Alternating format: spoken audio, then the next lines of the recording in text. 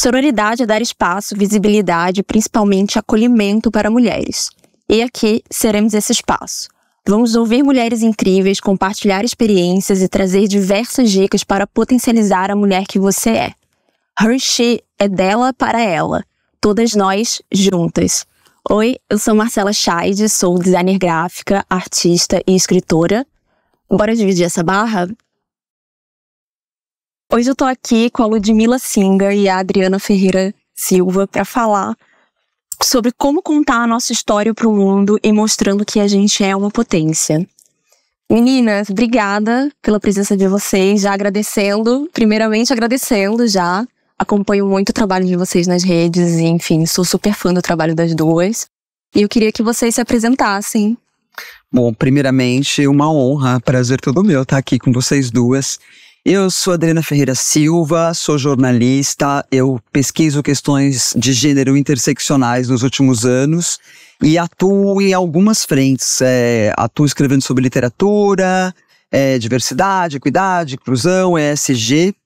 Já passei 25 anos trabalhando na grande imprensa, fui correspondente internacional.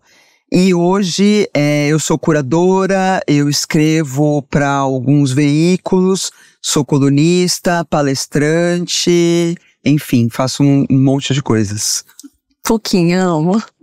Maravilhosa. E você, Lud, conta pra gente o que você faz, o que você é. Olá, eu me chamo Ludmilla Singer, eu sou artista da palavra, performer e produtora cultural. Eu gosto de me auto-intitular artista da palavra porque eu trabalho com a palavra escrita, com a palavra falada e com a palavra cantada. Então, essa multiplicidade mesmo, né, de trabalhar com essas três linguagens, mas que tem em comum a palavra. Gente, artista da palavra é uma das coisas mais bonitas que eu já ouvi. Acho que a primeira vez que eu ouvi foi da Mel Duarte, inclusive, que eu também estava vendo ela no Slam das Minas aqui em São Paulo. E ela falou, foi a primeira vez que eu ouvi esse, e eu fiquei tipo... Muito coisa linda, né? Muito potente. E é um trabalho muito potente e é arte mesmo, gente. Palavra é arte. Então, eu queria começar sobre o conceito, Lud, com você. Como que foi a sua inspiração para criar a embalagem? Eu tô com ela aqui, inclusive, que o tema é Você é Potência. E eu queria saber qual foi a sua inspiração para criar esse poema. O que é esse poema também, esse tema, assim, na sua vida, né? E como que foi? O trecho utilizado na barra especial da Hashes é o refrão da música Ela é o Som, que escrevi em 2016. É uma música que fala muito sobre mulheres que buscam crescer, que buscam se aprimorar. E isso, pra mim, é um exemplo de ser potência, porque a partir do momento que a gente sempre tá buscando ali evoluir, seja em qualquer área, pessoal, espiritual, profissional, isso a gente tá fazendo com que as nossas potencialidades venham à tona. Então, como é uma música que esse ano vai ser lançada, eu acredito que juntou muito, né, essa campanha para alavancar tanto o meu trabalho, como também mostrar o que é um exemplo de ser potência. Maravilhoso. Eu queria pedir para você recitar esse pedaço aqui para as pessoas ouvirem da sua voz. Ela é o som que não cabe em nenhuma canção, sempre em busca de um novo tom. Sempre em busca de um novo dom. Ela é o som. Linda. Maravilhosa. Então, agora pro segundo. Chegou a hora da gente fazer uma coisa muito boa. Oba! Que é abrir um chocolatinho, né? Que delícia. E aí... Faltou a Ludmilla, né? Faltou, Lud. Sim, eu amo chocolate ao leite. E eu acho que a gente pode conversar agora sobre ser potência, né? A Lud explicou um pouco da inspiração dela e agora a gente pode falar um pouquinho sobre o tema, mas antes disso, eu queria dividir essa barra com você e com a Lud virtualmente. Pode dividir essa barra.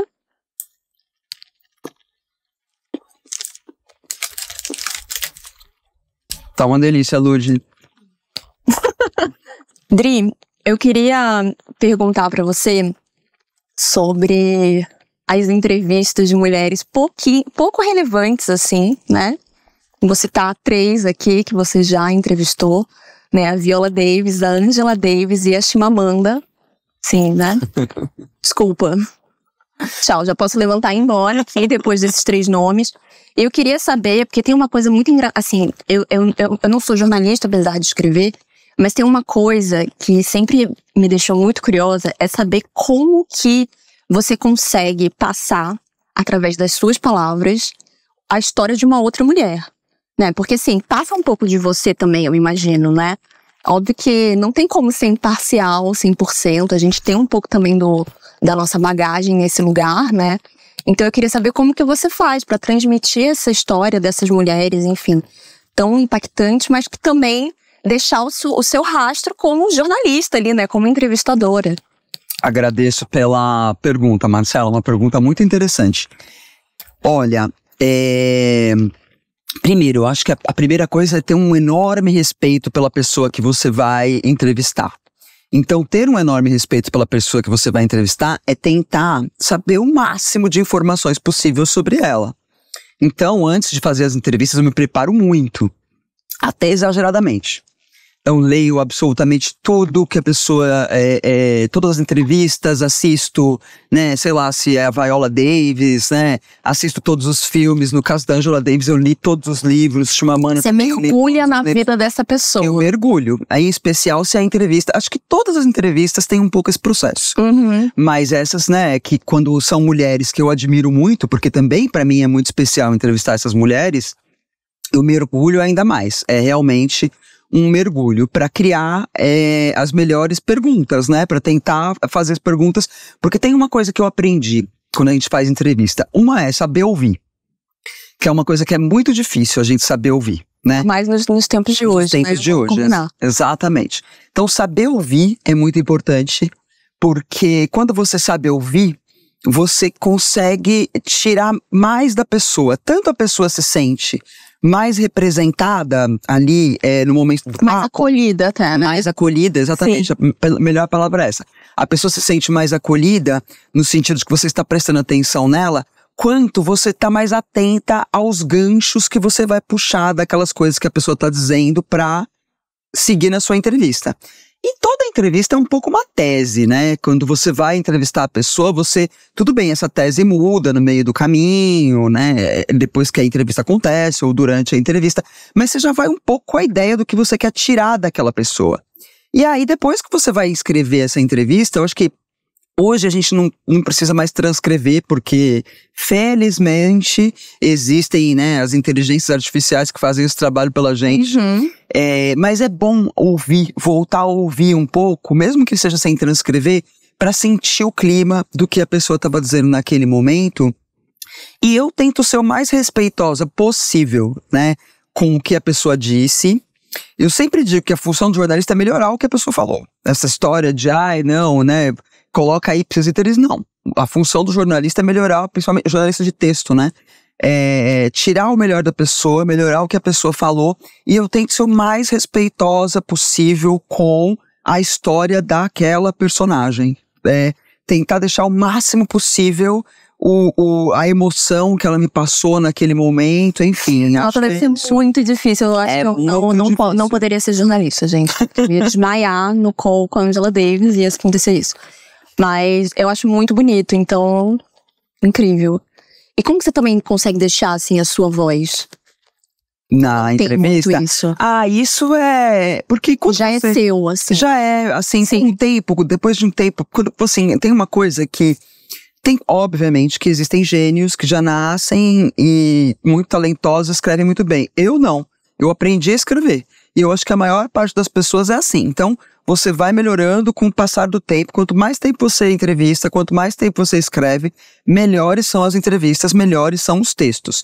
E aí tem um momento que você encontra o seu estilo ali. E ele não é uma coisa forçada. Não é uma coisa que você precisa... esse texto, no que eu vou colocar? Não, mesmo quando é um ping-pong ali, né, que você cria só um textinho de abertura e segue com a pessoa falando, você consegue colocar ali, pelo jeito que você fala, até porque, com o passar do tempo, você também vai ficando mais à vontade nas entrevistas que você faz. Então isso acaba refletindo naturalmente, né? Então eu fico mais à vontade nas entrevistas que eu faço, na hora que eu vou transcrever. Então hoje, quando eu vou escrever o texto, ele é muito parecido com o momento da entrevista, sabe? Ali o cenário onde a gente fez a entrevista, a maneira como a pessoa estava se comportando, falando. Eu tento descrever tudo isso, porque isso é o que mostra a emoção que eu senti na hora da entrevista. Que legal, porque ouvindo seu processo, ele é muito similar com o meu processo da arte, por exemplo. E é legal ver isso, né? Que os processos também, apesar de diferentes, eles também se cruzam. Se cruzam. E aí, pensando nisso, Lud, como que você consegue transmitir a essência de uma pessoa na sua arte e na sua poesia e na sua arte? Como que era mesmo? Arte da palavra. Arte da palavra, isso. É uma escrita que é muito singular e ao mesmo tempo plural, né? Quando a gente busca ali fazer uma storytelling de uma pessoa ou colocar ali algo da personalidade. Então, eu busco sempre observar ao máximo essa pessoa, essa situação e pesquisar, né? Eu acho que a pesquisa é o que embasa qualquer trabalho e não é diferente com a escrita poética, com a escrita de composições musicais.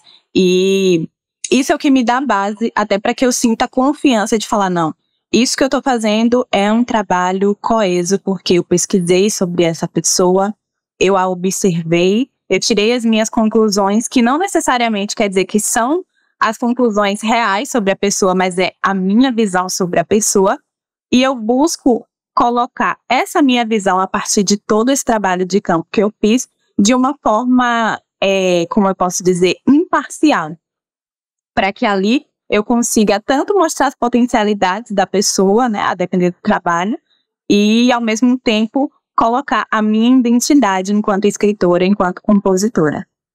Incrível, maravilhosa. E eu acho que, como a gente está falando aqui de contar a nossa história, a gente também está falando um pouco de vulnerabilidade, né, de se mostrar, de se expor. E eu acho que tem uma coisa muito interessante e não tão legal nesse meio, que é esse medo que dá na gente, né, da gente se expor, principalmente ser mulher, né, eu acho que tem uma questão aí, que hoje em dia a gente deu o nome de síndrome da impostora, né, que é esse lugar da onde a gente não se sente suficiente em momento nenhum, a gente sempre tá... Eu até tava conversando com umas amigas, inclusive, sobre isso, e uma delas falou, cara, eu não consigo ser feliz com o sucesso de um trabalho. Assim, eu termino um trabalho e eu tô pensando no próximo, né? Assim, eu não consigo ficar feliz por isso que eu já terminei, né? Assim, isso diz muito, eu acho que isso fala muito sobre a síndrome da impostora e o fato de que a gente tá, né? Assim, o mundo tá sempre cobrando muito mais da gente, né? Querendo ou não. E o próximo filho, e o próximo livro, e o próximo negócio, sempre sobre o próximo, né? E também esse lugar de que a mulher, ela não pode se autoelogiar, porque senão ela se acha, né? Tem muito esse lugar. E aí eu queria perguntar pra vocês se vocês já lidaram com a síndrome da impostora. Eu imagino que sim, porque acho que todas nós. E como que vocês fazem, né, pra lidar com esse momento? Você falou da Angela Davis, né? Pois bem, eu até escrevi um texto sobre isso, porque... Bom, síndrome da impostora eu sou a impostora. 100% do tempo eu me sinto a impostora, né? Então, quando eu disse pra você que às vezes eu até exagero um pouco quando eu faço a pesquisa, eu acho que isso é uma característica, né? A gente cria tanto estresse porque você se sente tão assim. Vou dar um exemplo que é muito prático. Quando me convidaram pra fazer a entrevista com a Angela Davis, primeiro eu achei que as pessoas estavam loucas. Falei, gente, por que me convidaram? Entendeu? Por que eu, né? Por que eu? Tudo bem. Aí, sim, era verdade, era eu mesma. Aí, eu tirei férias do trabalho pra me preparar. Eu tirei, acho que 2 ou 3 semanas de férias e passei da hora que eu acordava até a hora que eu ia dormir. Pensando, lendo, ouvindo, assistindo tudo o que a Angela Davis já tinha feito na vida dela. Até o dia, assim, no dia eu tive a sorte de que tinha no camarim, foi num teatro, a entrevista com ela, tinha no camarim uma amiga que era responsável pela assessoria de imprensa do evento e que ficou ali, né, tranquilizando e tal, mas até a hora que eu subi no palco para fazer a entrevista, eu achava que ia dar tudo errado. E aí eu entendi que você falou, e é verdade mesmo, a gente nem consegue aproveitar o momento. Então a gente vive situações assim que são extraordinárias, né? Entrevistar a Viola Davis é extraordinário, entrevistar a Chimamanda é extraordinário, entrevistar a Viola Davis é extraordinário. Mas o pré é tão dolorido. É que parece que a gente tá sempre em alerta. Assim, exatamente. Né? Então tem um pré que é muito dolorido, de sofrimento mesmo, de você achar que não vai dar conta, que você tem que ler tudo, você tem que saber tudo. E durante, você tá ali o tempo inteiro super tensa. Então o que eu tenho tentado, por conta de estudar as questões de gênero, como eu falei, síndrome de impostora não é uma coisa que só mulher tem, homem também tem, mas obviamente as mulheres são maioria, né, em ter... Se a gente já tá com raça, enfim, então, outras questões. Exatamente. E não vai só piorando a situação. Se você é um homem branco na mesma situação que a gente, ele vai numa tranquilidade, assim, como se nada houvesse, como se nada tivesse acontecendo. Exato. Então o que eu acho é que, né, com o passar do tempo, você vai prestando mais atenção. Porque você acaba sofrendo durante esse processo, né, de autocobrança e tal. Não é que você vai deixar de se cobrar, não. Isso faz parte da vida. Faz parte da vida, mas eu acho que é isso, é trabalhar, me convidaram pra fazer a Ângela, né, entrevistar a Ângela Davis, porque sim, eu tenho ali uma trajetória acumulada que justifica isso, né. Então o tempo inteiro, mas é isso, a vida inteira lidando com essa síndrome. Talvez dividir, que deve ser, né, é muito difícil dividir assim, o que é essa cobrança pra gente melhorar como profissional, como pessoa, e o que é uma cobrança exagerada e real. Exatamente, existe, né? Exatamente. Lud, e você? Como que você lida com esse monstrinho chamado síndrome da impostora? Olha, lidar com ela é muito difícil porque ela me acompanha bastante durante os meus trabalhos. Principalmente porque eu sempre estou fazendo coisas novas e é nesse momento que é crucial e é quando ela aparece, que é esse questionamento de esse lugar é para você, esse lugar é seu.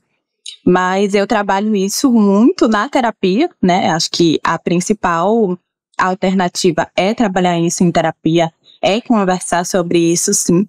Tanto com a terapeuta, mas também com as pessoas do seu ciclo, com outras mulheres também, porque não é um caso isolado, né?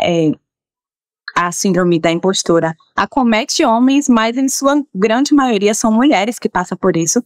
Então eu acredito que criar espaços de acolhimento, de fortalecimento, um espaço onde a gente possa, né, conversar sobre as nossas vulnerabilidades com nossos amigos, em terapia, faz com que a gente se fortifique para que na hora que a impostora chegue, a gente possa falar, cara, fica aí no seu lugar, que agora é o meu momento, eu vou viver aqui essa grande realização e você não vai estar comigo. É uma das coisas que eu mais trabalho, assim. Recentemente eu me apresentei na Concha Acústica do Teatro Castro Alves, que é um espaço muito notório daqui da cidade de Salvador, né, onde grandes músicos, enfim, artistas internacionais, quando vêm para cá, se apresentam lá também. E aí, quando eu estava entrando no palco, deu aquela gelada assim de, nossa, será que eu deveria estar nesse lugar, ocupando esse lugar? E é muito louco como a gente pensa justamente o contrário do que está acontecendo. Porque se a gente está ali, é porque a gente deveria estar naquele lugar. É porque todo o trabalho, todo o caminho que a gente fez foi para chegar naquele local. E aí, antes de entrar no palco, deu aquela gelada assim, a impostora chegou, falou, esse lugar não é para você. E eu falei, não. Esse lugar é para mim, sim. Hoje eu tô fazendo uma grande realização, a minha mãe, a minha família. As pessoas vão me ver nesse local e eu sei que isso vai trazer muita alegria, muita felicidade. E aí abracei as minhas amigas que trabalham comigo, né? Não foi uma apresentação solo, foi com o Islã das Minas, que é uma plataforma de protagonismo feminino, que a gente atua aqui na cidade. E aí a gente se abraçou e elas também falaram que estavam sentindo a mesma coisa naquele momento. E aí a gente se acolheu e falamos, não, é o nosso momento, é uma grande realização e a gente vai viver isso da melhor forma possível. E aí foi lindo, foi uma noite assim muito notória que eu sempre vou guardar assim, no meu coração como uma grande realização, né, dentro da minha carreira profissional. E é um exemplo, né, de uma forma de lidar com isso. Como eu não estava sozinha, eu decidi compartilhar e foi constatado ali que elas também estavam sentindo a mesma coisa. Então, é realmente entender que não é algo individual, né, não é a nossa própria cabeça nos crucificando, mas que isso faz parte de uma estrutura social que acomete as pessoas e principalmente as mulheres. E esses dias eu ouvi um podcast que infelizmente eu não vou lembrar porque minha memória Me falaram que ser canceriana tinha uma boa memória. Inventaram isso, porque eu não tenho memória nenhuma. Mas enfim, eu ouvi um podcast muito interessante que falava que também tinha uma relação da síndrome da impostora com a questão da gente aprender a nossa irrelevância, sabe? Um pouco, assim, que eu acho que a gente abaixa um pouco a bola das coisas. E talvez seja uma coisa interessante da gente exercitar, né? Então é só um post, ninguém tá me vendo o tempo todo, tá tudo bem, né? Assim, não é uma peça de teatro o tempo todo que eu tô sendo assistida, né? Muita gente nem vai ver isso, tá, né? Assim, então aceitar um pouco também a nossa irrelevância nesse lugar. E também aceitar a vulnerabilidade, né? Porque por que é que mais mulheres têm ligação com essa síndrome da impostora? Porque nós achamos que precisamos fazer absolutamente tudo perfeito. Exato. Sim. Entendeu? A gente tá sempre performando, sempre performando a perfeição. E não precisa performar a perfeição. Pode acontecer de você cometer uma gafe, pode acontecer. Na verdade, ela não existe, gente. Na verdade, ela não existe, mas é isso. E é muito cobrado da gente, né? Não é que a gente nasceu se cobrando isso. Isso é uma coisa que veio aí, né? O mundo sempre cobrou muito mais essa perfeição das mulheres, com certeza. Mas eu achei interessante essa questão também, né? Então, assim, não tem perfeição. Então, descobrir que a gente não é perfeita, descobrir que a gente não é tão relevante assim, a gente consegue ficar até um pouco mais relaxada, né? De viver a vida, enfim. Bom, eu queria, para encerrar aqui, aproveitar que a gente tá dividindo essa barra juntas, e eu queria saber de vocês um conselho, um comentário que vocês possam deixar aí para os ouvintes. Que responsabilidade, não é? Desculpa! Olha, o que eu posso dizer, assim, de conselho? Bom, eu acho que, meninas, primeiro de tudo, se tem uma coisa que é muito boa, é o tempo passar. Então, eu convivo com muitas meninas mais jovens, que têm muitas aflições ali. Ai, a passagem do tempo, vou fazer 30, vou fazer 40, vou fazer... Não tem nada melhor do que o tempo passar. Porque, além de envelhecer realmente ser muito bom, você consegue ver também, né, nesse tema que a gente falou, né, as expectativas que tem com relação a gente, você vê tudo isso com mais tranquilidade. Então eu costumo dizer que eu adoro conversar com as feministas da chamada segunda onda do feminismo, que são as mulheres que têm hoje 85 anos, 86, como a Heloísa Teixeira, que acabou de entrar na Academia Brasileira de Letras, porque elas trazem, enquanto a gente tá muito aflita, achando que tá tudo muito ruim, tá tudo muito... Elas trazem uma tranquilidade de quem já passou por isso e olha pra trás. Então acho que é isso, assim, E aprender com outras mulheres. Eu acho que não tem nada mais bacana do que a gente aprender com outras mulheres, seja lá quem forem essas mulheres. Ler outras mulheres, conviver com outras mulheres, aprender com outras mulheres. A gente tá vivendo um momento muito bonito da humanidade. Apesar da crise climática, do apocalipse climático, das guerras, eu acho que tem um outro lado que é muito bonito da sociedade e da humanidade, que é justamente a gente discutir temas como esse que a gente está discutindo aqui hoje, que é a gente... Com uma marca grande, né? Exatamente. Há 5 anos atrás isso não existiria, é muito recente. Exato. Então temas como esse em 2017, por exemplo, ainda era novidade, hoje não. Hoje a gente já está aqui incrível. E trocando entre gerações, né? Porque a Ludmilla é super jovem, eu uma pessoa um pouco mais velha, você no meio termo entre nós duas, então acho que a gente está vivendo um momento muito especial da humanidade. E a gente tem que aproveitar esse momento especial da humanidade para, trocar conhecimento, como a gente fez aqui hoje, entre nós outras. Sim, e eu acho que tem tem um momento interessante também, é que tem muitos livros de mulheres sendo publicados. Exatamente. Muitas mulheres artistas em museus, então a gente tá num momento, num holofote merecido, né, demorado. Mas eu acho que ainda precisamos de mais coisas, sim. Mas eu acho que isso é uma coisa que a gente precisa comemorar mesmo. Exatamente. Não, o fato da existência do Islã das Minas, por exemplo, você falou da Mel, a Ludmilla, é muito especial, né? Um movimento da poesia dominado pelas mulheres. Então é lindo mesmo. É, bonito. E você, Lud? Olha, todas as mulheres, né? Todas as pessoas que estão nos ouvindo neste momento, saibam que tudo que você está fazendo, e principalmente tudo que você sonha, é seu. E tem uma frase que é muito usada, né, nas redes sociais, mas que eu trago para a vida, que é: a gente nunca se atrasa para o que é nosso.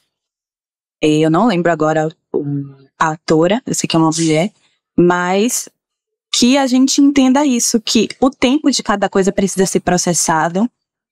Acho que hoje em dia, com o uso da internet e o uso de informações muito acelerados, a gente acredita que a nossa vida precisa entrar nesse mesmo ritmo, e com isso a nossa vida profissional, as nossas realizações, mas que, para mim, eu entendo que dessa forma a gente não consegue avançar muito, né? Em algum momento a gente vai entrar em crise existencial, porque nós não somos máquinas e não dá para comparar o nosso trabalho ao trabalho de uma máquina. A gente precisa ser nós mesmas, e que, inclusive, tentar se tornar uma máquina neutraliza as nossas emoções, que eu acredito que é um ponto muito importante para que a gente faça grandes realizações.